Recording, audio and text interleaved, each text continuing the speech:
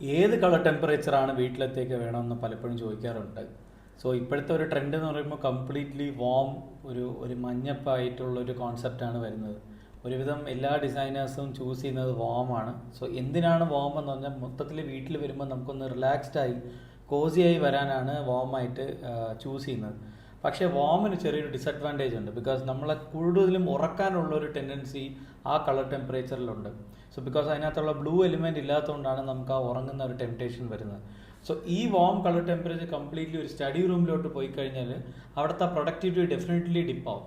So ഓരോ colour ടെമ്പറേച്ചറും ഓരോ റൂമിൽ വെക്കുന്നതാണ് എപ്പോഴും നല്ലത്. പക്ഷേ അത് വിസിബിളി ഗസ്റ്റ് വരുന്നത് കംപ്ലീറ്റ് ആയിട്ട് നമ്മൾ ഓപ്പൺ ഏരിയ വരുന്ന സ്ഥലത്ത് വാം ആയിട്ട് മെയിൻറ്റെയിൻ ചെയ്യുക. പക്ഷേ പ്രൊഡക്റ്റീവ് ഏരിയാസ് ആയ സ്റ്റഡി റൂം, കിച്ചൺ ആൻഡ് അതേപോലെ വർക്ക് ഏരിയാസൊക്കെ ഡെഫിനറ്റ്ലി ന്യൂട്രൽ വൈറ്റ്, അതായത് 4000 കെൽവിൻ വരും.